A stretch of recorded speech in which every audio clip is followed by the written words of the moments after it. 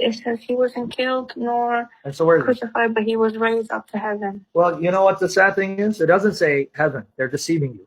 I'm going to give you 2 ayat from the Quran. Surah Al-Imran, chapter 3, verse 55, and I'll read it for you if you want.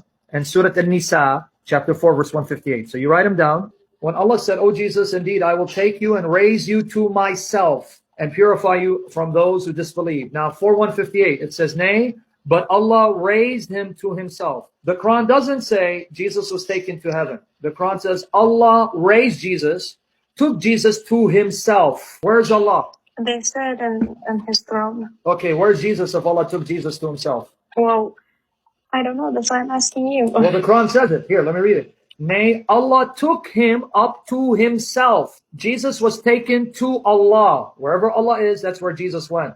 That means if Allah is on the throne, Jesus is on the throne, and he's been there for 2,000 years. What in the world is Jesus doing with Allah on the throne for 2,000 years when even Mohammed is dead and buried in the tomb? I don't know. Exactly. You won't know. You know why you won't know? Why? Because you're following the false religion. If you come to the truth, you will know.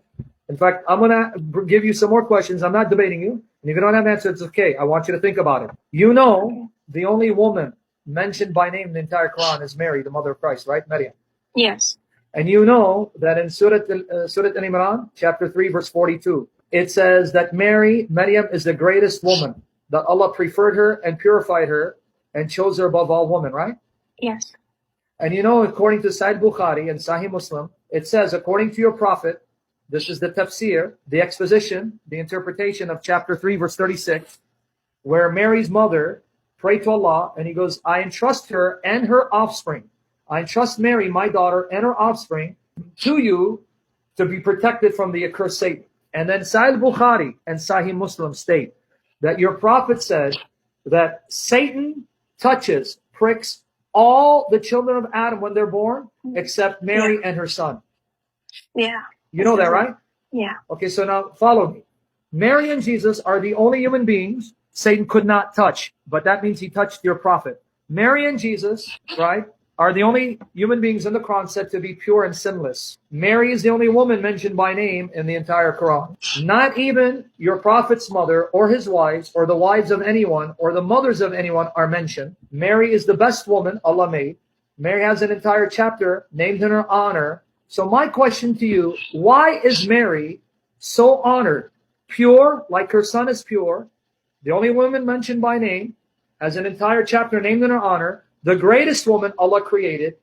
What makes her so special? If Muhammad is the best, how come his mother is not mentioned? She's not the best. She's not preferred.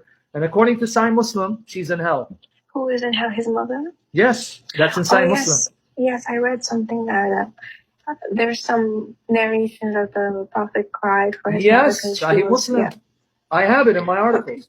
Sahih Muslim, and it says also, in Sahih Muslim. If you look at Noah, or Nuh in Arabic, his wife and his son were disbelievers. Good, because they're not as great as Jesus. So what makes Mary great? You're making my point.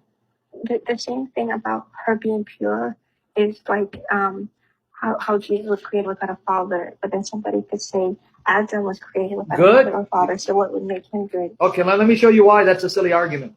Was Adam the first man? Yes. Could he have parents? No. Was Eve the first woman? Yes. Could she have a mother? No, her father. So why was Jesus born of a virgin when it wasn't necessary? He could have been born to human parents. So why was he born of a virgin then? I don't know, but I guess there's different prophets for different reasons. So none of them have the qualities of Jesus. None of them. Show me in the Quran where someone other than Jesus is said to be pure and his mother pure. Show me that. Show me in the Quran where someone besides Jesus was born of a virgin. Adam and Eve, bad argument, because Adam could not have parents. He's the first man. Eve, first woman. She couldn't have a mother.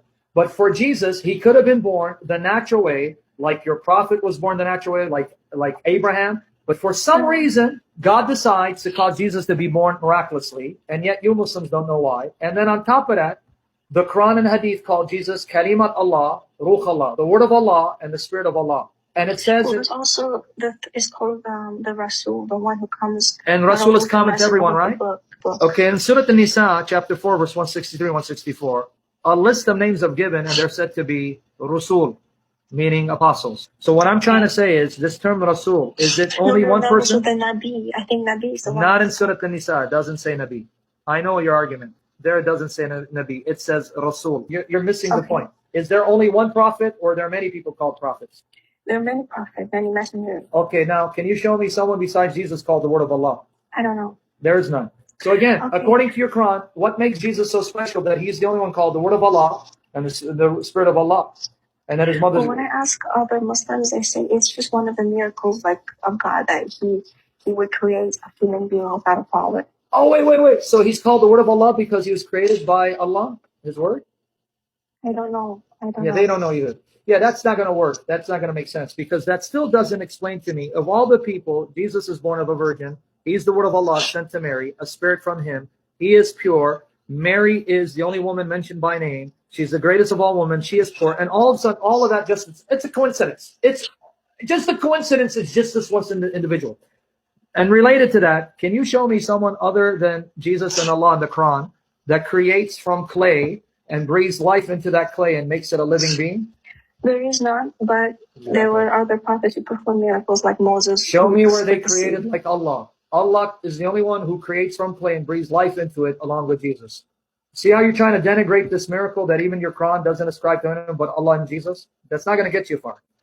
Can you show me where someone besides Jesus creates exactly like Allah does? And why is Jesus breathing life? Yeah, the verb is create. It's khalaqa. Well, in the Bible, it says, like, Jesus says, like, I can't do anything except with the power, permission of God. That's not what he says. He misquoted him. But you sure you want to go to Jesus? Because if I quote that, it's going to prove Jesus is Muhammad's God. But I'm just wondering why, if God came to earth, why he would need the permission of God if he is God? Because if he is not the only person of God, but he's the son of the Father, you want him to dishonor the Father and disrespect him? I wouldn't know if that's disrespect or not, because I'm not understanding the... Jesus is not the Father. No. So he's the Father's Son who's one with him in nature. So if the Father sends him, what do you want him to do? Say, hey, Dad, you know what? Because I'm God, I'm going to do what I want. I don't need to listen to you. Like, because somebody like Jesus who was unlimited because he needed to ask God for permission and for help. See, again, you're confusing permission with ability. See, and you're twisting it. Here, do you drive? Yes. Okay. If I give you permission to drive my car, does that mean I'm giving you the ability to drive it? Yeah, I understand what you mean, yeah. Okay, well, let me repeat it again because I said it too fast. I give you permission to drive my car. Does that mean I gave you the ability to drive my car? Or I'm assuming that you have the ability and I'm permitting you to use your ability. Yeah, but that doesn't mean you're giving me the ability. So now can you show me either in the Bible or in the Quran where it says God gave Jesus the ability as opposed to God permitting Jesus to exercise his divine power and ability? I don't know. It doesn't. Because I'll tell you what the Quran says. Bi-ithni Allah means by the permission of Allah. By the permission of Allah is not quwwa or quwwa power. Okay. But can I go to that verse that you quoted that you said Jesus had to be given power? I want to read it in context if you don't mind. I'll go back to the Bible. John 5:19. Then Jesus answered and said to them, most surely I say to you, now here's what you were quoting. The Son can do nothing of himself, but let's finish it. But what he sees the Father do. For whatever he does, the Son also does in like manner. So notice what Jesus said. I cannot do anything on my own initiative. I can only do what the Father does, and I do whatever the Father does. Now, I want to ask you a question. Can a creature say, I cannot do anything except what God does, and whatever God does, I do it the same way that God does it? No, because a human being cannot do what God does. But Jesus just said exactly what you just read. So can you quote any angel, Jibreel, or your prophet saying, I cannot do a single thing on my own initiative. I can only do what Allah does, and whatever Allah does, that's what I do. No. So does this sound like a mere man talking or someone who thinks he's God in the flesh, one with the Father?